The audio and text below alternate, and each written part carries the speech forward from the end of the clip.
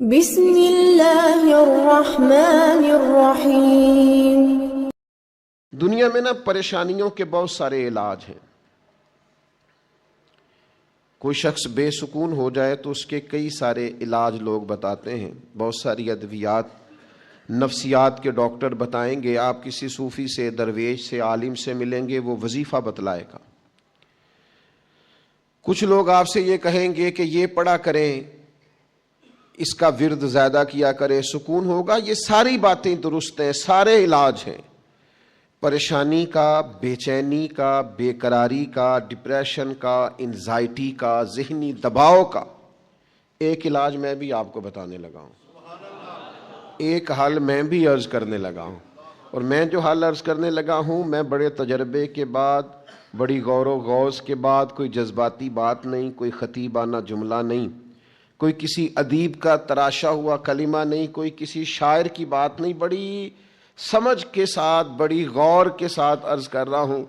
جس کو بڑی ٹینشن رہتی ہو نا، انزائٹی ہوتی ہو، ذہنی دباؤ ہو، ڈپریشن ہو، بلا وجہ بے چین ہو، وہ میرے نبی پاک علیہ السلام کی شانیں بیان کیا کرے، حضور کی شانیں سنا کرے، نبی پاک کے جو فضائل ہیں نا قرآن پاک میں، وہ سنا کرے۔ آپ کو پتہ ہے خوشامد بری چیز ہے، لیکن اپنی تعریف سن کے بھی کبھی کبھی نا بندے کا دل چلے، آپ اس کو تعریف نہ کہیں، وہ شاید ٹھیک نہیں ہوگا، حوصلہ افزائی کہہ لیں۔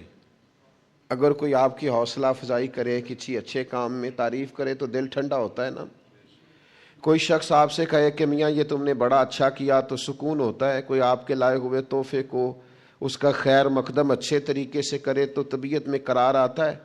تو کوئی آپ کی تعریف کر دے، آپ کے والد کی تعریف کر دے، آپ کے قبیلے کی تعریف کر دے، آپ کے بچوں کی تعریف کر دے، آپ کے پڑھائے ہوئے شاگرد کی تعریف کر دے، آپ کی بنائی ہوئی عمارت کی تعریف کر دے، آپ کے کہے ہوئے شعر کی تعریف کر دے، کوئی بھی آپ سے وابستہ چیز کی تعریف کر دے، آپ کے کیے ہوئے کسی کام کی تعریف کر دے تو دل ٹھنڈا ہوتا ہے۔ تو میرے بھائی، ان سب سے کچھ بھی دل ٹھنڈا نہیں ہوتا۔ اصل تو دل ٹھنڈا ہوتا ہے جب کوئی مدینے والے محبوب کی تعریف کرتا ہے، جب کوئی حضور کا ذکر کرتا ہے، جب کوئی نبی پاک کی نعت کہتا ہے، جب کوئی حضور کا ذکر کرتا ہے۔ سرور کہوں کہ مالک و مولا کہوں تجھے، باغ خلیل کا گلے زیبا کہوں تجھے، لیکن رضا نے ختم سخن اس پہ کر دیا، خالق کا بندہ خلق کا آقا کہوں تجھے۔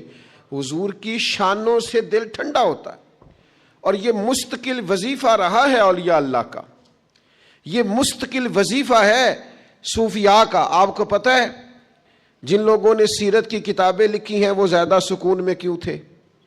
جنہوں نے زندگیاں لگا دی ہیں حضور کی تعریف میں، ان کے کلیجے زیادہ ٹھنڈے کیوں تھے؟ اس لیے کہ حضور کا تذکرہ دل کو فرحت بڑی دیتا ہے، سکون بڑا دیتا ہے۔ کسی اور کی بھی بندہ تعریف کرے تو لوگ کہتے ہیں اسے کوئی لالچ ہے، اور اگر بندہ حضور کی تعریف کرے تو اچھا، اس کا مزہ بڑا آتا ہے، اس کا لطف بڑا آتا ہے۔ سبحان اللہ و بحمدہ